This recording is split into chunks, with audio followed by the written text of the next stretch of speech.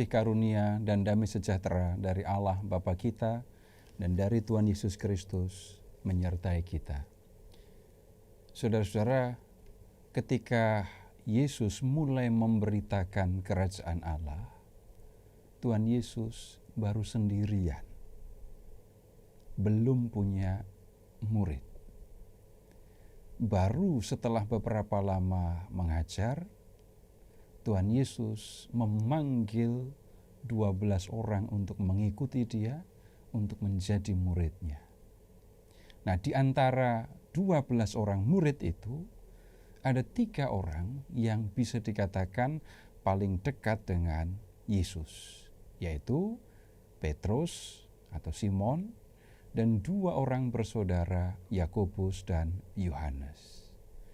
Dan kita akan melihat bagaimana Tuhan Yesus memanggil mereka untuk menjadi murid-muridnya. Kita akan melihat bagaimana penjala ikan menjadi penjala manusia. Nah, pada suatu kali diceritakan di dalam Injil Lukas bab 5 ayat 1 sampai dengan 11, Yesus sedang berdiri di pantai Danau Galilea. Lalu orang banyak berdatangan untuk mendengarkan Yesus mengajar. Begitu banyak orang yang datang untuk mendengarkan, sehingga seolah-olah Yesus terdesak sampai ke bibir pantai. Kalau begitu, tidak ada jarak antara Yesus dengan orang banyak. Nah, pada kesempatan itu, Yesus melihat ada perahu. Dan perahu itu milik seorang nelayan yang bernama Simon. Yesus naik ke perahu dan kemudian ia minta supaya Simon menolakkan perahu itu sedikit ke tengah danau, sehingga ada jarak antara Yesus dengan orang banyak. Nah, kemudian dari atas perahu itulah Yesus mengajar orang banyak. Sementara Yesus mengajar, Simon membereskan jala. Dan kemudian setelah Yesus selesai mengajar, Yesus bicara kepada Simon, "Bertolaklah ke tempat yang dalam dan tebarkanlah jalamu untuk menangkap ikan." Tiba-tiba Yesus meminta supaya Simon itu menolakkan, membawa perahunya ke bagian danau itu yang paling dalam gitu ya. Dan kemudian di tempat yang dalam itu Simon diminta untuk menebarkan jala. Dan ketika mendengar permintaan Yesus, Simon menjawab begini, "Guru." Perhatikan, Simon memanggil Yesus dengan sebutan guru. "Telah sepanjang malam kami bekerja keras, dan kami tidak menangkap apa-apa. Tetapi karena Engkau menyuruhnya, aku akan menebarkan jala juga." Sudah sepanjang malam, Petrus mencari ikan di danau itu, di Danau Galilea. Mencari ikan memang pekerjaan yang biasa dilakukan oleh para nelayan di waktu malam. Jadi pada malam sebelumnya, Simon sudah menebarkan jala berulang-ulang entah berapa kali, tetapi tidak ada ikan yang dia tangkap. Sekarang seorang guru meminta Simon menebarkan jala di danau, mencari ikan di siang hari. Untuk urusan mencari ikan, sudah pasti Simon sebagai nelayan jauh lebih tahu daripada Yesus yang adalah seorang guru agama Yahudi. Sebenarnya Simon tidak mau. Apa yang diperintahkan, apa yang diminta oleh Yesus itu tidak masuk akal bagi seorang nelayan. Mencari ikan, menebarkan jala di siang hari, padahal malam sebelumnya sepanjang malam dia sudah menebarkan jala dan tidak mendapat apa-apa. Hanya karena Yesus, guru yang menyuruhnya, Simon akhirnya berangkat. Yesus tidak turun dari perahu itu, tapi kemudian bersama dengan Simon, Yesus pergi ke bagian danau yang paling dalam. Dan kemudian Simon tahu di mana tempat yang paling dalam. Simon pun kemudian menebarkan jala dan dia kaget karena ternyata dia menangkap begitu banyak ikan. Sama sekali Simon tidak menduga dengan apa yang terjadi. Dia bahkan merasa terlalu banyak ikan yang ditangkap oleh jalanya. Sehingga jalanya itu dikatakan mulai koyak. Simon menghadapi situasi yang sekaligus menyenangkan, mengherankan, tetapi juga ada sedikit kesulitan. Kesulitan untuk mengangkat ikan yang begitu banyak itu. Maka kemudian Simon memberi isyarat kepada teman-temannya yang ada di perahu yang lain yang rupanya mengikuti dia ke tempat yang dalam. Satu perahu mendekati perahu Simon, dan kemudian dengan dua perahu itu mereka menampung ikan yang ditangkap hanya dengan sekali tebar jala. Ini jelas peristiwa yang sangat tidak biasa. Bagaimana mungkin di siang hari mereka bisa menangkap begitu banyak ikan, padahal malam sebelumnya mereka tidak mendapat apa-apa. Dan kemudian Simon menyadari, ini pasti bukan pekerjaan manusia. Tidak mungkin Yesus, kalau benar dia seorang manusia biasa, bisa menyuruh ikan, mengumpulkan ikan untuk datang. Simon yakin, Simon tahu, Yesus bukan sekedar guru. Dia bukan orang biasa. Dia melihat bahwa Tuhan hadir dan kemudian mengadakan mujizat untuk dia.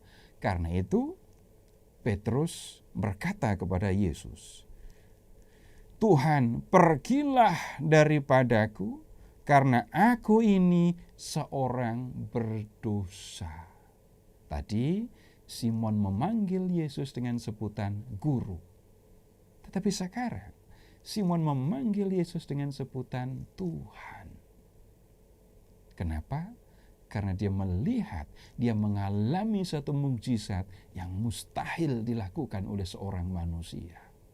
Tapi begitu menyadari bahwa Tuhan hadir di hadapannya, Simon langsung menyadari bahwa dia hanyalah orang berdosa. Dan orang yang berdosa tahu diri, tidak layak untuk berada di hadapan Tuhan. Karena itu Simon meminta supaya Yesus pergi meninggalkannya. Tuhan, jangan dekat-dekat aku ini orang berdosa, aku tidak pantas berada di hadapan-Mu. Tetapi kemudian Yesus tidak mengikuti, tidak menuruti apa yang dikatakan oleh Simon. Tapi Yesus justru berkata begini, jangan takut, mulai dari sekarang engkau akan menjala manusia. Yesus tidak pergi seperti yang dikatakan oleh Simon. Tetapi Yesus justru meminta supaya Simon menjadi penjala manusia. Waktu itu Simon tidak sendirian ya. Ada teman-temannya. Dan dua orang yang disebut itu adalah Yakobus dan Yohanes, anak-anak Zebedeus. Mereka disebut sebagai teman Simon. Dan mereka bertiga yang disebut di sini, ini yang kemudian dipanggil untuk mengikuti dia. Suatu saat nanti mereka harus mengerjakan pekerjaan sebagai penjala manusia. Sekarang mereka harus mengikuti Yesus. Sekarang mereka harus menjadi muridnya. Mendengar apa yang dikatakan oleh Yesus, melihat apa yang dilakukannya. Tetapi nanti mereka harus menjala manusia. Tentu saja menjala manusia itu merupakan kiasan yang akan dilakukan oleh mereka nanti. Itu adalah memberitakan kasih Allah.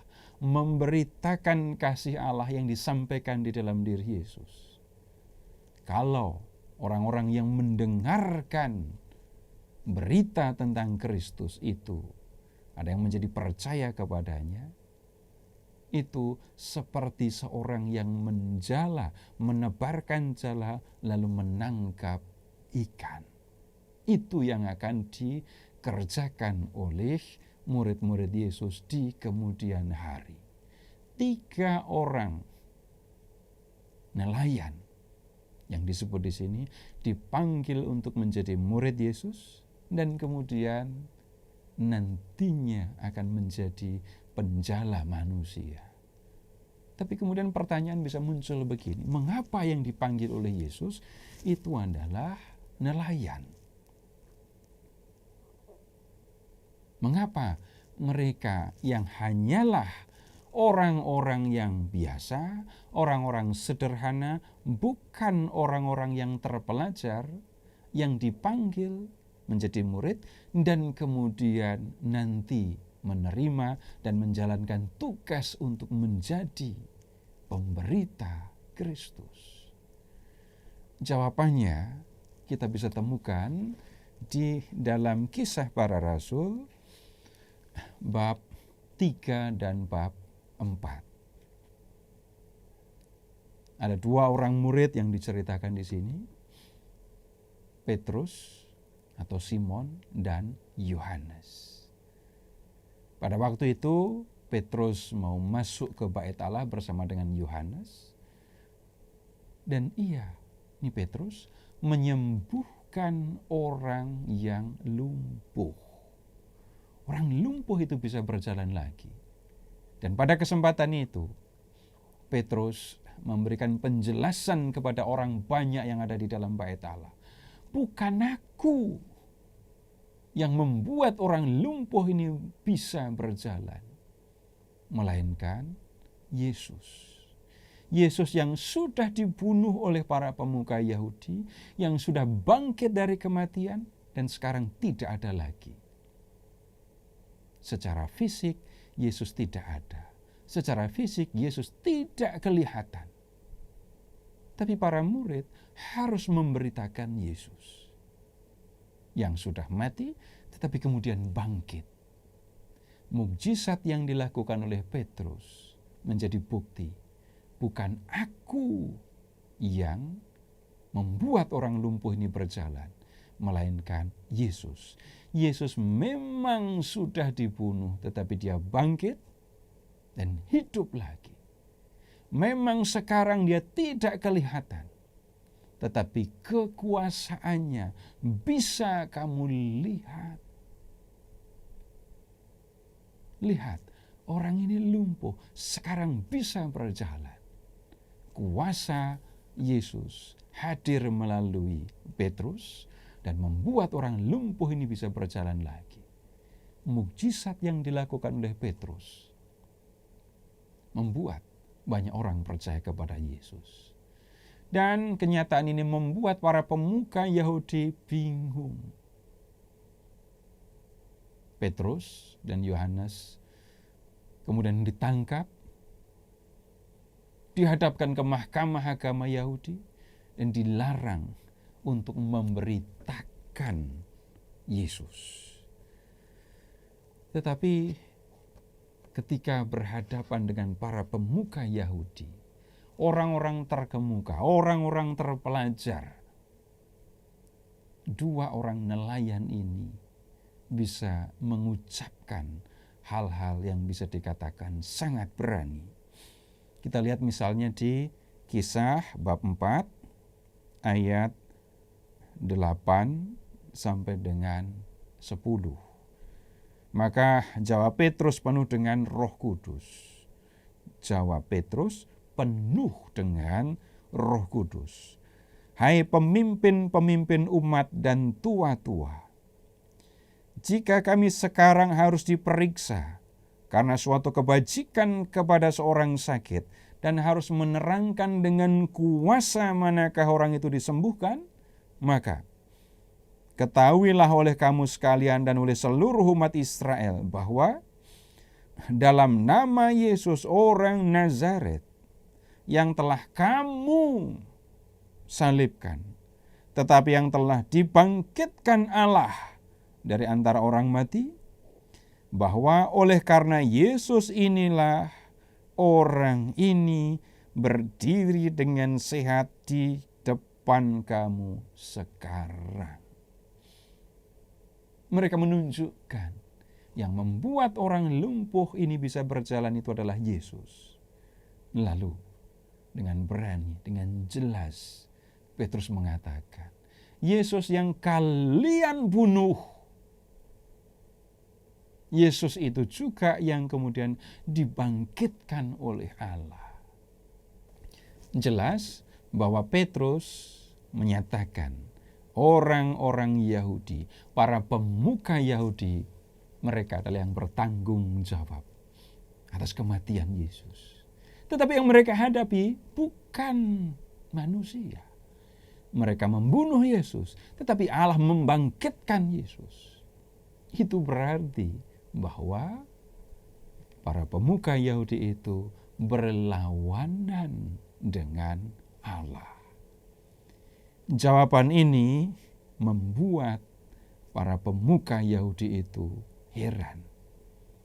Dan ini disampaikan di ayat 13. Ketika sidang itu melihat keberanian Petrus dan Yohanes dan mengetahui bahwa keduanya orang biasa yang tidak terpelajar, heranlah mereka. Dan mereka mengenal keduanya sebagai pengikut Yesus. Para pemuka Yahudi keheranan. Mereka hanya nelayan. Mereka orang sederhana. Mereka bukan orang terpelajar. Tetapi memiliki keberanian dan kemampuan berbicara yang tidak bisa mereka bantah. Kenapa? Roh Kudus menyertai Petrus dan Yohanes. Nah, dari peristiwa ini kita bisa melihat para nelayan itu dengan terbuka, dengan jelas menerima bimbingan dari Roh Kudus. Seandainya mereka adalah orang terpelajar, seandainya mereka adalah orang-orang terkemuka, wajar kalau mereka bisa berdebat, bisa membantah para pemuka agama Yahudi. Tetapi justru karena mereka adalah orang sederhana, orang yang tidak terpelajar, mereka bisa dikatakan memberi tempat, memberi peran kepada Roh Kudus yang diutus oleh Yesus untuk bekerja melalui mereka. Kesederhanaan para nelayan inilah yang membuat Tuhan bekerja di dalam dirinya. Mereka bukan orang yang pandai berbicara, orang yang memiliki kemampuan untuk meyakinkan orang. Mereka bukan orang yang memiliki pengetahuan yang sangat luas. Kalau mereka seperti itu, wajar kalau berani berdebat dengan para pemuka Yahudi, bisa meyakinkan orang banyak dan membuat banyak orang percaya.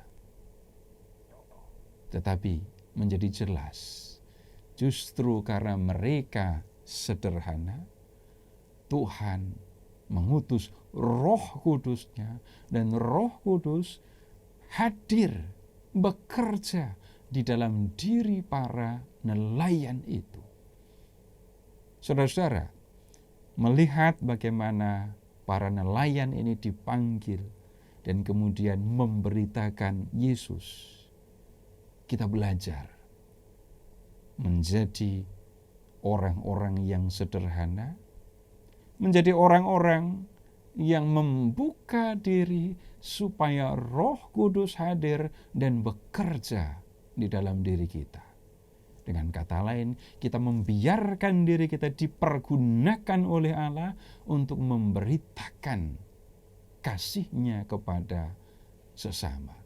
Dengan cara seperti itu, bukan kemampuan kita, bukan pengetahuan kita yang membuat orang lain menjadi percaya kepada Yesus, melainkan Allah Roh Kudus yang hadir, yang menyertai, yang menggunakan kita untuk melakukan apa yang dikehendakinya, untuk menyampaikan apa yang dikehendakinya kepada sesama kita.